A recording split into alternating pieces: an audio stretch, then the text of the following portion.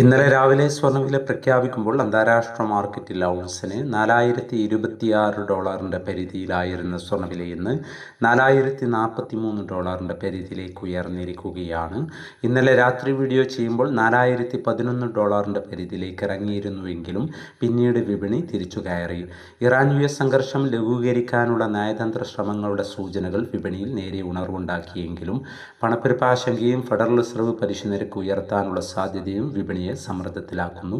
ഇന്നലെ രാത്രി തങ്കവില ഗ്രാമിന് കാലിക്കറ്റ് 14,920, തൃശ്ശൂർ എറണാകുളം 14,940 എന്നീ നിലകളിലായിരുന്നു.